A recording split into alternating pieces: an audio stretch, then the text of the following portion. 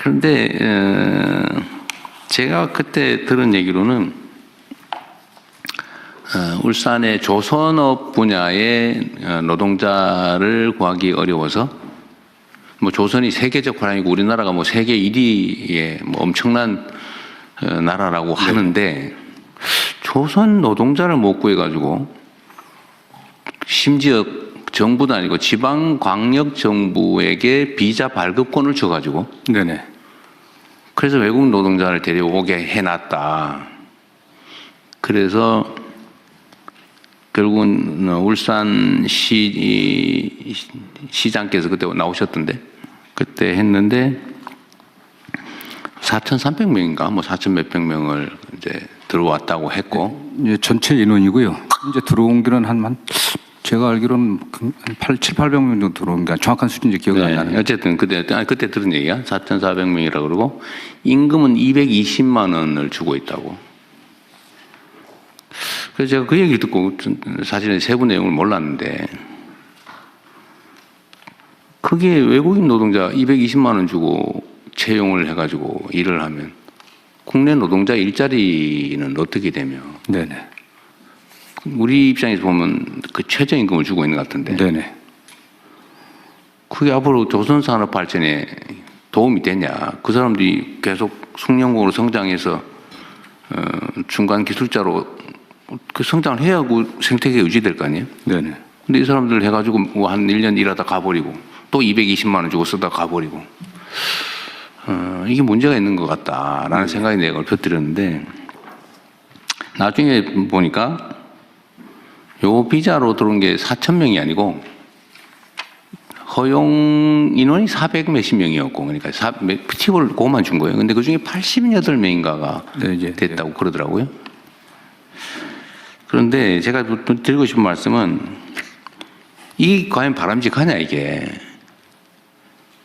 고용 문제나 이런 거는 국가적 과제인데 예. 특정 지역에 그 비자 발급권을 줘가지고 그 지역에 필요한 노동자들 데려다 써라 이래버리면 국가적 통제 관리가 되겠냐 그 의심이 갑자기 들었어요. 네네. 예. 지금 당장 판단하기 어려우실 수 있는데 요거를 계속 유지할지 시범 사업이니까. 예, 시범 사업입니다. 평가도 얼른 해보고 과연 이게 정말 유지를 할 필요가 있는지 좀 점검해서 다음에 보고를 한번 해주세요. 예, 그렇겠습니다. 여기에 임금 문제하고 지금 들어오는 게 전체 조선 노동자의 과거 20%였는데 지금 30%까지 안에서 지금 외국인 노동자를 채용하고 있거든요. 그래서 조선 산업 분야의 노동자를 30%나 외국인 노동자로 쓰고 있다고. 예, 현재 그렇게 되어 있습니다. 이걸 좀 20% 좀 낮추는 문제하고 임금이 최초에는 그 GNI의 80% 정도면 되게 한 3,500만 원 정도 내외였는데 줄여갖고 지금 최저임금으로 하다 보니까 지금 대통령님 말씀하신 것처럼 떨어졌고요. 그래서 요게 최저임금이 아니라 지역별 그 생활임금 정도 수준은 돼야 되지 않겠냐라는 논의도 있는데 어쨌든 이게 국내 노동자들의 임금을 낮추는 그런 문제들이 있고요. 어쨌든 이 사람들 최저임금 받아갖고서는 지역경제 활성화에 전혀 도움이 되지는 않습니다. 뭐 골방에서 있다가 그냥 최소한의 생존만 하고 나머지는 다 본국 송금하고. 예, 이제 다만 과거에 산자부를 통해서 저희가 들어오는 거하고 광역형 비자의 차이는 뭐냐면 광역형 비자는 지자체에서 현지하고 협의해갖고 현지에서 좀 양성을 합니다. 통합교육고 한국어 교육도 좀 시켜갖고 보내오는 거거든요. 네, 어쨌든 이건 면밀히 좀 검토를 해보겠습니다. 이게 우리 산업부 장관님 어디 계세요? 지금 마스가라는 이 뭐 해가지고 우리가 이제 조선 분야에 미국 진출도 어쩔 수 없이 하게 될 수도 있고 그죠? 또 뭐 경제적 요인으로 따지더라도 우리가 조선 분야는 경쟁력이 높기 때문에 계속 성장 발전할 가능성이 높잖아, 그죠? 네. 실제로 경쟁력도 뛰어나다고 하고. 그런데 이제 산업부 장관님, 노동부 장관도 얘기 좀 들어보세요. 이게 우리가 이제 국가 정책으로 특정 산업 분야에 예를 들면 재정도 투자하고 외교력도 집중하고 뭐 어쨌든 막 국가 역량을 총동원해가지고 키우잖아요. 그 중에 하나가 이제 조선산업이란 말이에요. 조선 뭐 원자력도 그렇고 뭐 방위산업도 그렇고 뭐 반도체든 뭐 첨단 기술 AI 다 그렇잖아요. 근데 어쨌든 거기에 뭐 국민들 세금을 투자하거나 어쨌든 국가 영향을 투자해가지고 이제 성장을 시키는데 그 성장에 따른 결과물을 제가 선거 때도 이런 얘기를 자주 드렸습니다. 우리가 새로운 성장 영역을 발굴해내되 그 새로운 영역에서는 최소한 기회도 공평하게 성과물도 공평하게 좀 가지게 해서 이 양극화를 줄여나가겠다. 그래서 성장 발전과 양극화 완화, 그러니까 공평한 기회라고 하는 것은 사실은 동전의 양면처럼 결합되어 있어야 되거든요. 근데 지금 조선 분야는 하나의 예인데 이런 식으로 이거 외국인 노동자 데려다가 막 최저임금으로 이렇게 국내 일자리 대체하고 그러면 지역 경제도 나빠진다고 막 항의하고 그래서 이 경쟁력을 가져가지고 그럼 이게 우리가 성장의 과실은 상층의 일부가 독식하고 나머지 밑에는 더 어려워지고 이렇게 되잖아요. 이러면 절대 안 되거든요. 예, 맞습니다. 근데 조선업이 하게 된 데는 불과 얼마 전까지만 하더라도 중국과의 이 경쟁 때문에 굉장히 어려운 상황이어가지고, 근데 마침 이제 대통령께서 마스가를 하면서 새로운 돌파를 마련을 했습니다. 그래서 앞으로는 조선업도 대기업 조선소뿐만 아니라 중소기업 조선소들 그리고 부품업체들 같이 대통령께서 계속 강조하셨던 게 생태계 말씀을 하셔서 생태계 관점에서 마스가 프로젝트도 진행을 해서 말씀하신 내용대로 뭐 일부 대기업만 어떤 이득을 보는 게 아니라 중소조선사들, 협력기업들 거기에 근무하는 노동자들까지 같이 어떤 혜택을 볼 수 있도록 그렇게 지금 방안을 마련하고 그 방향으로 가고 있고요.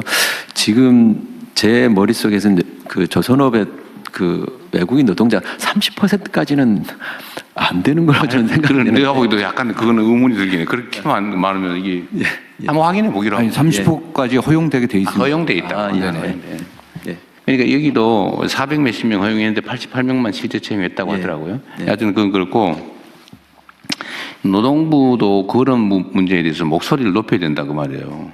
근데 지금 조선 분야도 보면 일부 기업에서는 어쨌든 하청업체, 계열업체들의 상생 조치도 좀 많이 하는 것 같고 또 임금도 하청업체하고 본사 채용업체 임금도 똑같이 많이 뭐 같이 해주겠다라고 하는 그런 기업도 있더군요.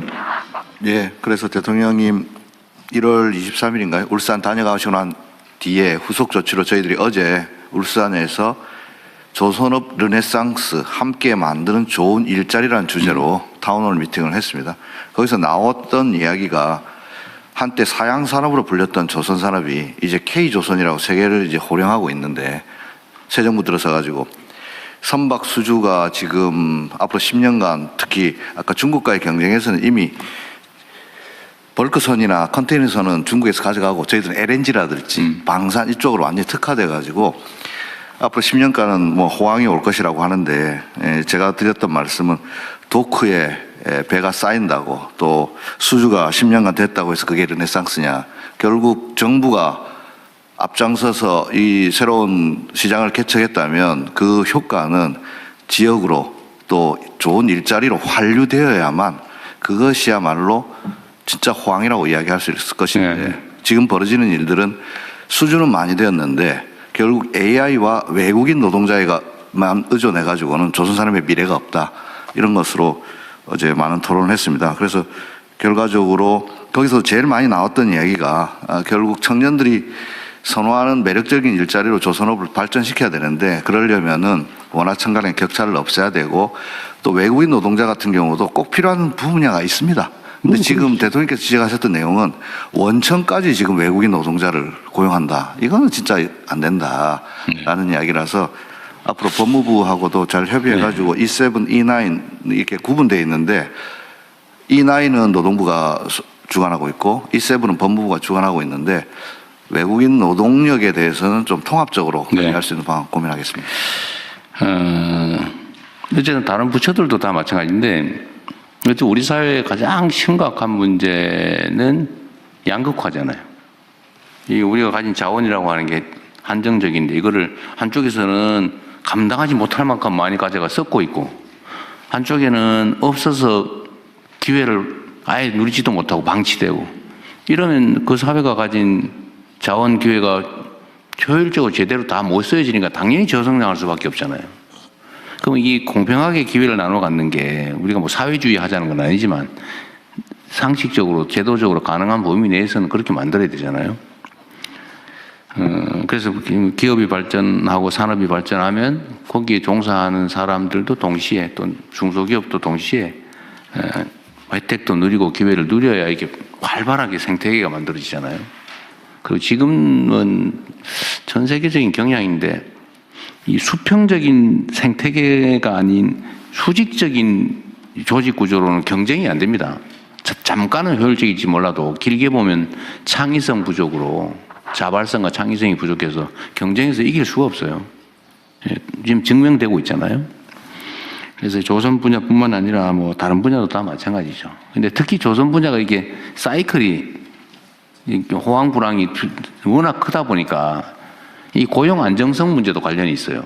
예. 그러니까 이게 한번 고용을 하면 그냥 불황기에도 그냥 끌어안고 있어야 된다고 하니까 아예 안 쓰려고 그러고 다 비정규직하고 하청 주고 하청 업체도 이 불황 때문에 어떡하냐 그래 또 하청 주고 그래가지고 무슨 물량팀인가 뭐 이런 거 있죠. 물량팀. 그러니까 제약 이 불법 있을 때만 제약으로. 도급하는 이게 비정상 구조가 만들어져 있는데 이 노동자들 입장에서도 고용 안정성도 중요한데 전체적인 일자리의 질을 높이려면 사실은 고용 유연성에 대한 일종의 뭐 양보라면 좀 그렇고 거기에 대해서도 좀 뭔가 대안을 만들어내야 됩니다. 이게 지키겠다고 버티지만 사실은 점점 줄어들고 그러니까 아예 신규 고용은 다 그냥 하청 주거나 비정규로 하거나 이래버리잖아요.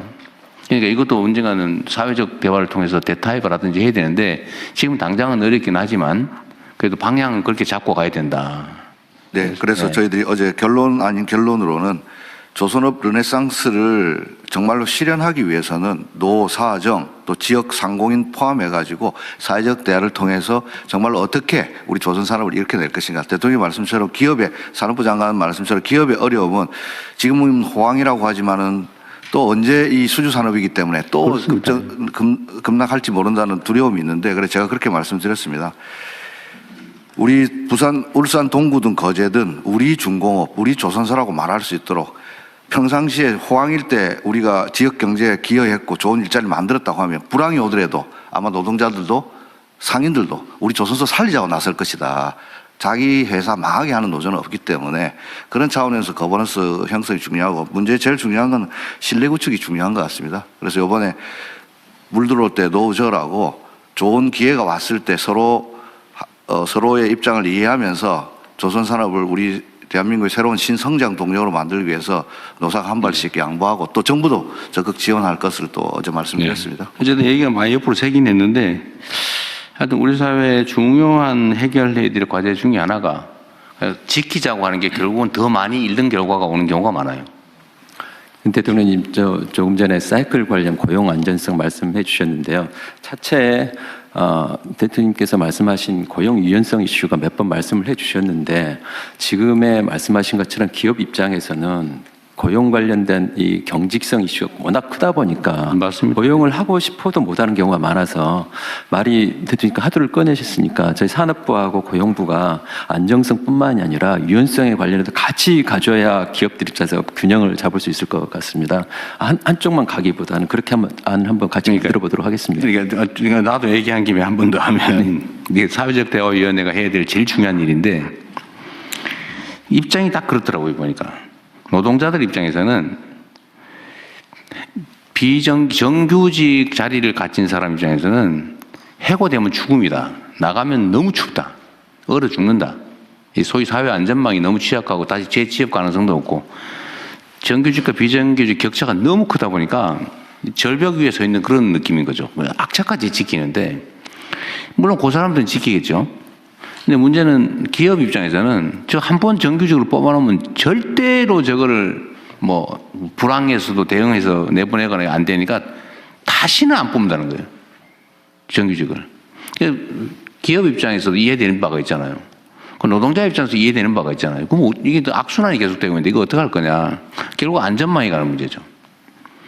그래서 제가 계속 정규직이나 비정규직이나 보수가 오히려 비정규직이 더 많아야 된다. 다른 나라처럼. 그래야 그만두더라도 불안하지 않게.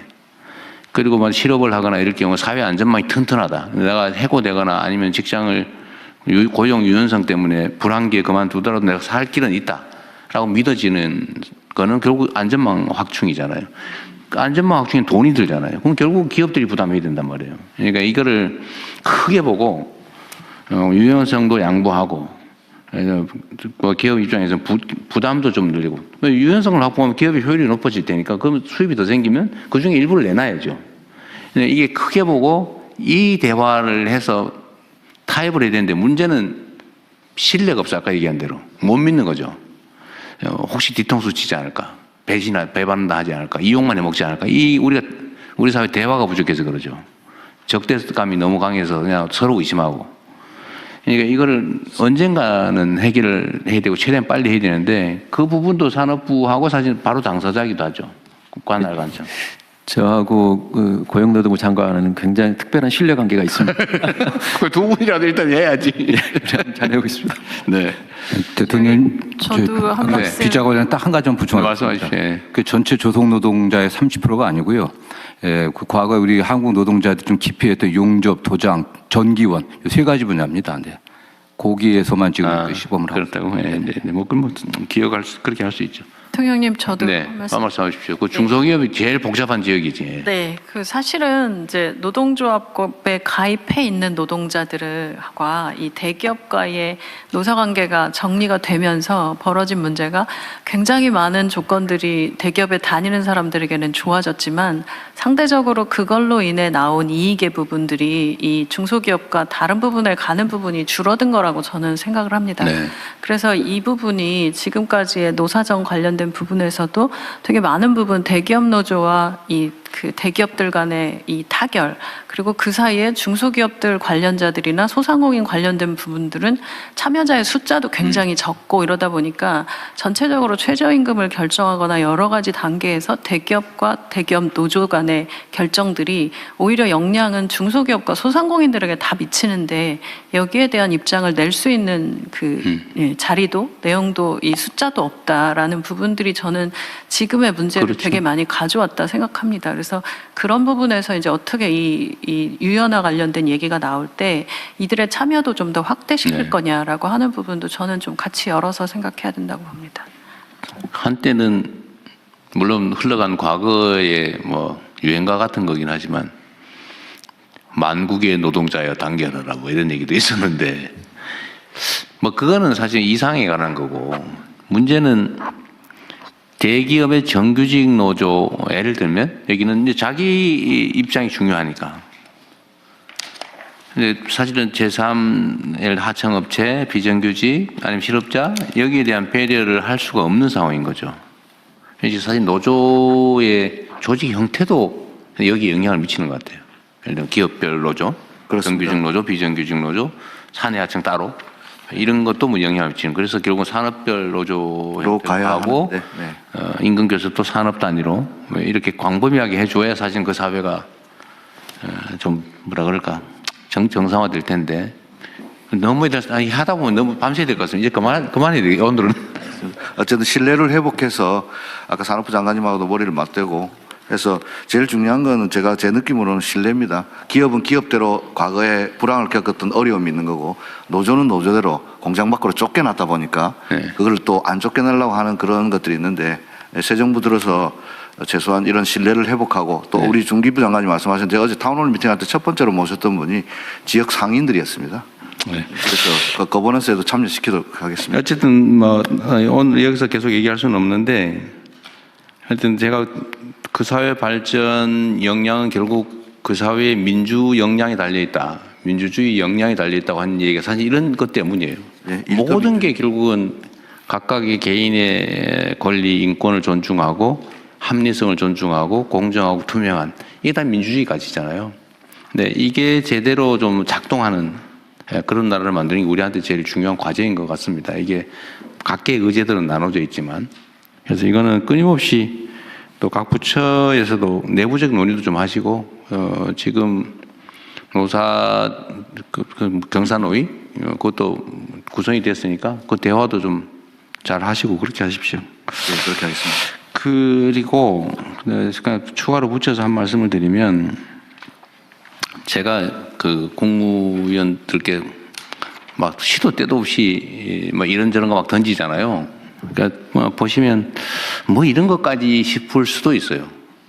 뭐 이런 것까지 대통령이 뭐 얘기하나 이런 생각할 수 있는데 그 제가 나름의 이유가 있습니다. 무슨 뭐냐면 우리 사회에 이제 많은 부분들을 고쳐 나가야 되는데 비합리적인 요소가 많잖아요. 뭐 사회라고 하는 게 그럴 수밖에 없죠. 얼마나 많이 고치느냐에 따라서 얼마나 많이 앞설 수 있냐가 결판 나는 것 같아요. 모든 공동체는 그런 문제가 쌓여 있죠. 적치돼 있죠. 쌓여 있죠. 그 소위 그런 게 많이 쌓인 걸 적폐라고 그러잖아요. 그 단어의 의미가 별로 안 좋아서 제가 그 말을 잘 안 쓰는데 이게 정말 켜켜이 쌓여 있는데 이게 큰 덩어리 한 개가 아닙니다. 먼지처럼 쌓여 있어요.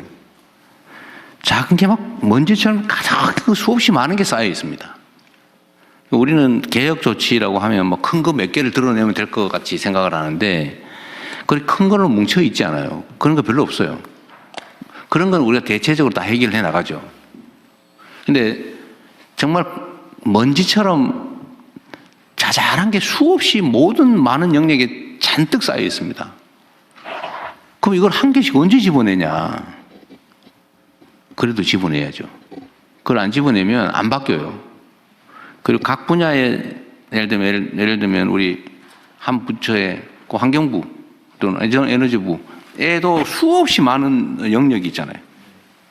수없이 많은 사람들이 있고 엄청난 많은 지역을 관할하는데 거기에 각 분야에 요만큼씩 쌓여있는 걸 합치면 엄청난 양인 거예요. 그럼 이걸 대체 어떻게 처리하냐? 그럼 대통령 혼자서 그걸 맨날 뭐 언론에 나는 거 댓글에 나오는 거 누가 뭐 메시지 보내는 거 이런 거 제가 눈 터지게 봐가지고 이것도 고쳐야지 저것도 고쳐야지 하지만 이렇게 해가지고는 다 드러낼 수는 없죠. 그래서 제가 여러분들한테 그걸 보내드리는 이유는 여러분도 그렇게 하라는 거예요. 여러분도 그렇게 하고 여러분도 그 실장 국장들한테 보내고 실장 국장들도 과장들한테 보내고 과장들은 저 동네 단체들한테 보내고 이렇게 전 공무원들이 100만 명이 다 진짜 진심을 다해서 하면 쉽게 빨리 할 수 있겠죠. 그래서 이 개혁이라고 하는 게 사실 어려운 거죠. 엄청 부지런해야 되고 그럼 한 방에 뭐 혁명적으로 그런 게 어디 있습니까? 또 그건 너무 충격이 크고 출혈이 많아서 안 돼요. 충돌이 많아. 사회 갈등을 너무 많이 유발해요. 작은 거, 할 수 있는 거 이거를 정말 손발이 안 보일 정도로 정말 시도 때도 없이 치열하게 해줘야 됩니다. 그래야 변화가 있죠. 그래서 제가 티끌모아 태산이라는 말을 되게 좋아하는 편인데 빗방울이 모여서 바다가 된다. 이 개혁이라고 하는 것도 사회를 변화시키고 좋은 방향으로 이끌어가는 것도 자그마한 노력들이 무수히 쌓여서 가능한 거지 그냥 뭐 획기적인 조치 한두 개 가지고 되는 게 아닙니다. 작은 거를 많이 하자. 요새 농림부 농협 이런 거 유통 개혁 엄청나게 일 많죠. 열심히 많이 다니는 시대에 보니까 모든 부처 모든 공무원들이 또는 관련된 우리 국민들께서도 할 수 있는 일 범위 내에서 작은 거 정말 다음 세대를 위해서 우리 남은 인생을 위해서라도 정말 열심히 해야 돼요. 이런 기회가 있을 때. 그리고 이게 제가 아침 내부 티타임 때 얘기한 건데 예를 들면 우리가 있잖아요. 이렇게 그 놀이 장난감 있죠. 왜? 이렇게 휙휙 휘는 장난감이 이게 관절처럼 이렇게 휘는. 이렇게 휘잖아요. 원래는 이렇게 앞으로 가야 되는데 이 조금씩 한 칸씩 각 분야에서 한 칸씩 이렇게 해야 되면 결국 반대 방향으로 간다니까요. 이렇게 가야 되는데. 근데 결국은 사람들이 그러죠. 내가 관할하는 부분 요 한마디니까 한마디 미세한 차이예요. 아이고, 이게 그게 영향을 미치겠냐. 또 이 분야, 또 다음 분야. 여기 조금씩 각도, 나 결국 반대로 간다니까요. 작은 게 아니라는 겁니다. 완전히 그 사회 발전 방향을 반대로 끌고 가는 치명적인 문제점이라는 거예요. 작은 거, 우리 주변에 있는 사소한 거라고 보여지는 것들이. 그래서 사소한 게 아니다. 우리 부처청 장관님, 그다음 청장님들이 이거 꼭 신경 써주세요. 우리한테 주어진 시간이나 기회가 그리 많지 않아요. 그리고 나중에는 별로 해도 효과도 없어요. 지금 해야 돼, 지금. 제가 잠을 설치는 이유가 사실은 그런 거죠. 지금 하는 1시간하고 나중에 1시간은 가치가 또 달라요. 제가 대통령이 1시간을 5,160만 시간 이렇게 자꾸 얘기도 하지만 그 시간의 가치도 임기 초에 있는 이 1시간하고 중반, 후반에 있는 1시간의 가치가 완전히 다르다. 지금의 가치가 가장 크다. 좀 그 말씀을 꼭 드리고 싶었습니다. 뭐 다들 열심히 하고 계신데 주마 가편이라고 조금 더 잘하자. 그 말이에요. 네. 오늘 너무 말이 많았네, 이거. 죄송합니다. 제가 대통령님 여러 가지 하신 말씀 중에 좋은 말씀을 많이 비교적 들은 편인데 오늘 티끌모아 태산 같은 개혁 이거는 그 굉장히 와닿는 게 많고 평소에 하셨던 말씀의 어떤 일관된 맥락을 느끼는 것 같아서 다들 티끌을 잘 찾아내시기 바랍니다. 근데 경험적으로 그게 효과가 있는 게요. 제가 SNS 하잖아요. 한 명씩. 그게 엄청난 에너지로 모이는 거예요. 그 전에 제가 왜 이걸 새벽에 보내시나 한데 그것도 꼭 외국 나가셔서 시차를 못 느끼니까 네. 제가 그걸 하고 있더라고. 제가 나가서 우리 부처에. 그러니까 이게 저희가 다들 그렇게 선한 전염이 돼가지고 네. 아주 좋겠습니다. 오늘 오후에 지금 대정부 질문이 있어서 아마 장관님들 마음들이 조금 급하신 분들 몇 분 계실 것이기 때문에 지금 복지부 장관님, 교육부 장관님 순서대로 발제해 주셔야 되는데 일단 저거부터 먼저 하죠. 간단하게. 저기 집값 얘기부터. 어떻게 그 세입자 대책 어떻게 하기로 했어요? 예, 유예기간 지금 문제를 지난번 메모를 한번 해볼게요. 국무회에서 보고드린 것처럼 다주택자 그 양도세 중과유예는 이번에 확실하게 5월 9일까지인데 예, 대통령 아마는 없습니다. 이제. 아마 없어요? 아마 없습니다. 아마 없어졌네. 네, 없어졌어요. 그래서 지난번 보고드린 것처럼 기본적으로는 이제 5월 9일자 계약까지는 하셔야 됩니다. 좀 서둘러 주시기 바라고요.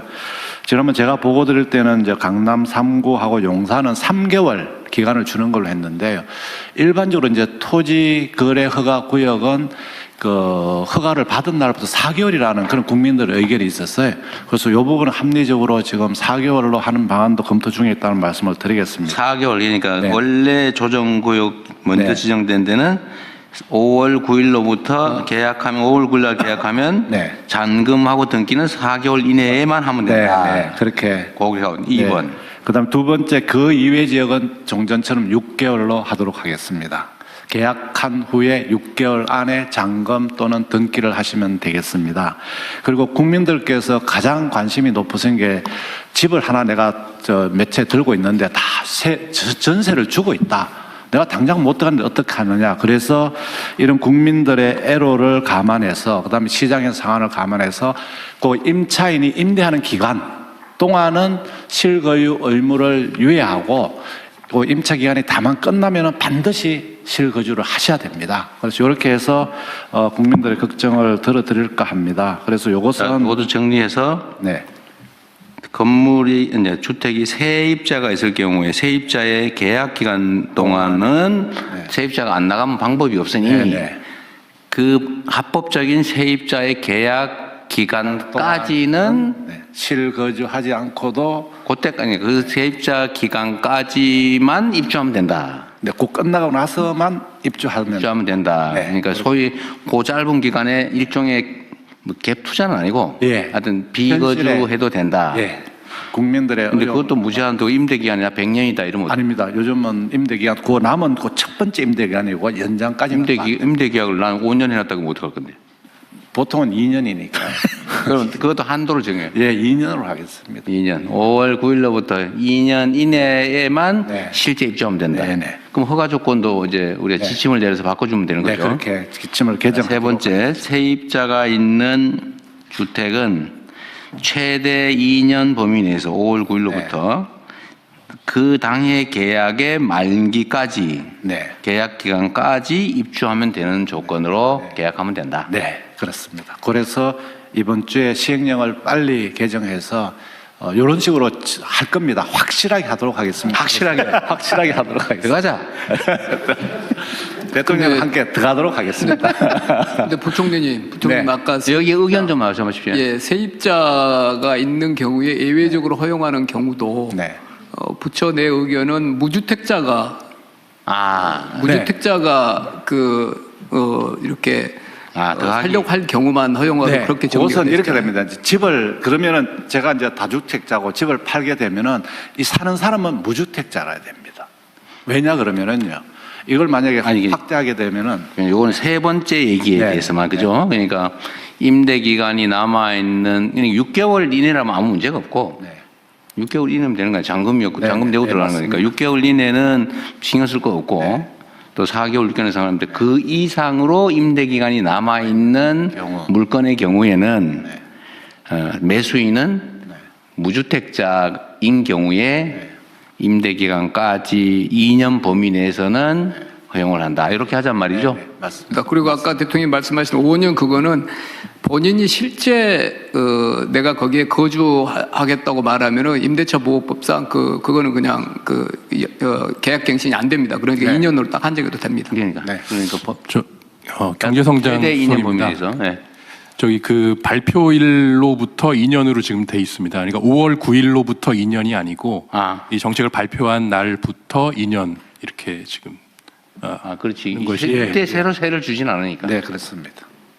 지금 다시 세를 주고 하는 이런 거는 발표 언제 할 건데요?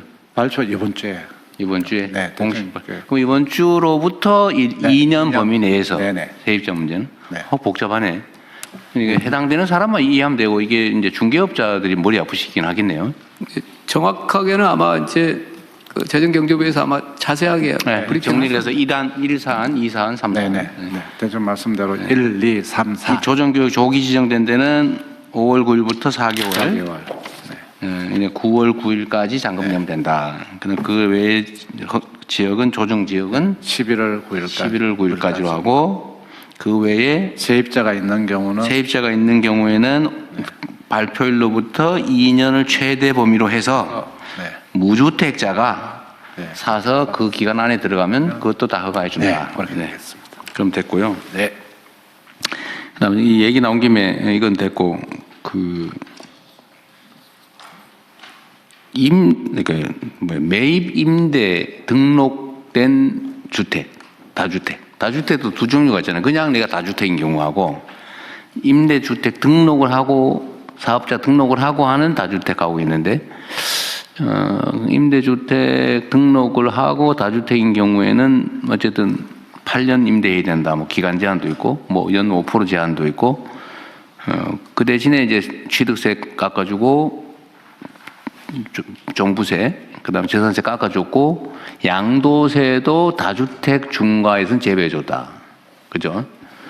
근데 이게 지금 제가 보니까 좀 문제가 뭐 오피스텔이니 뭐 이런 연립주택 모르겠는데 수요가 많은 아파트의 경우는 이게 1년 있는데 그 제도 자체가 그 8년이 지났어요. 의무 임대 기간이 지났어.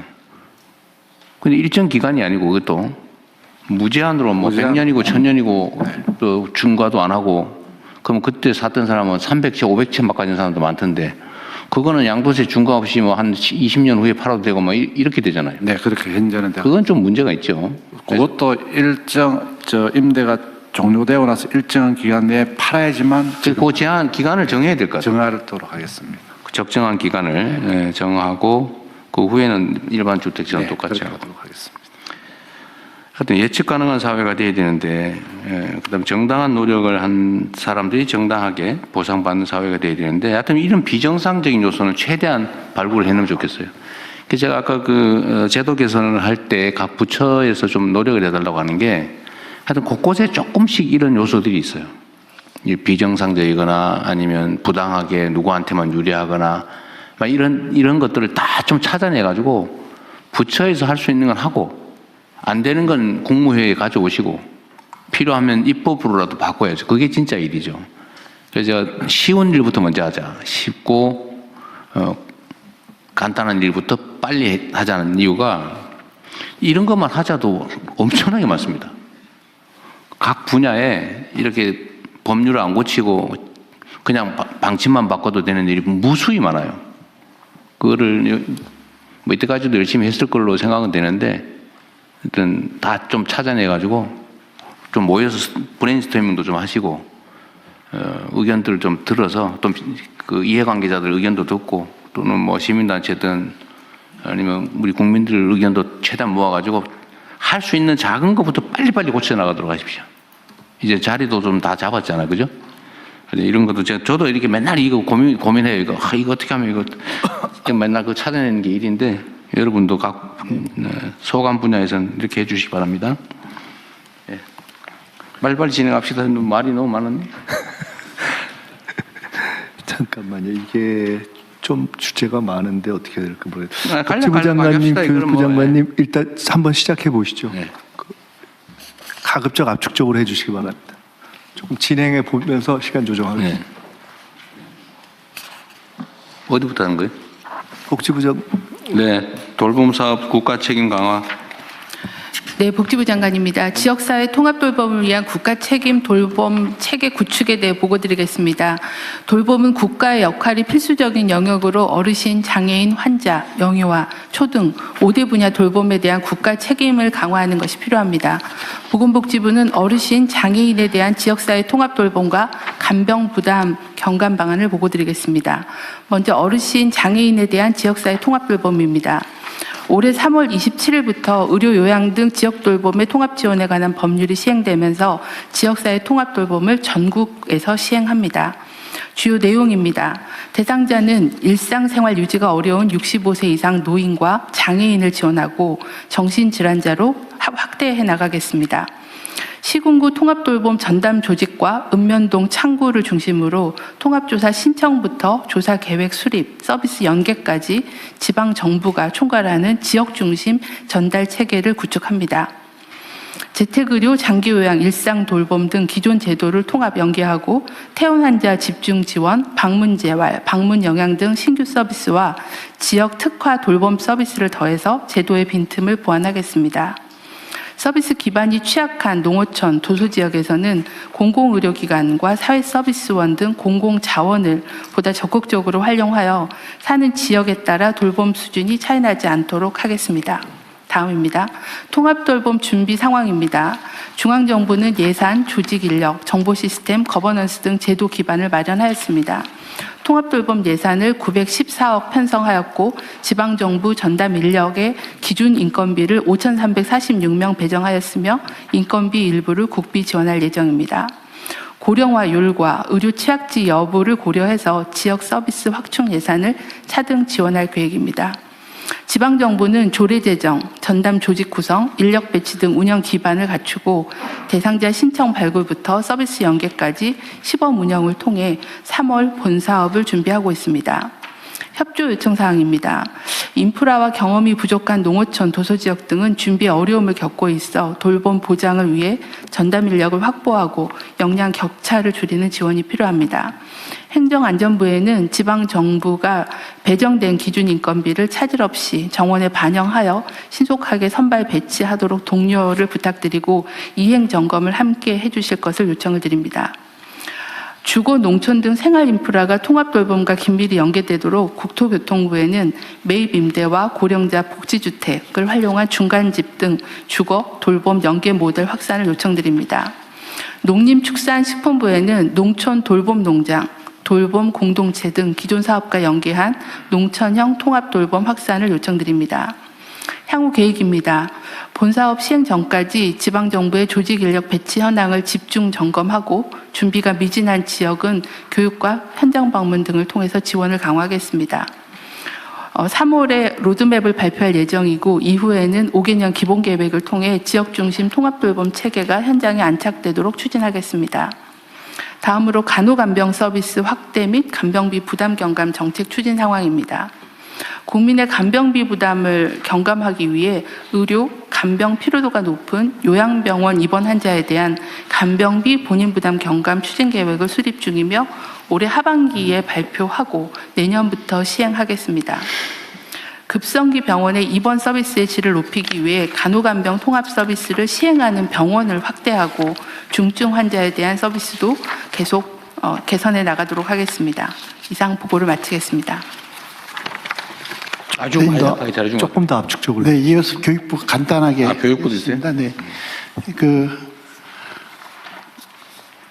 맞벌이 가구가 증가하고 있고 가족 구조가 변화되면서 영유아 돌봄 수요가 계속 확대되고 있고요.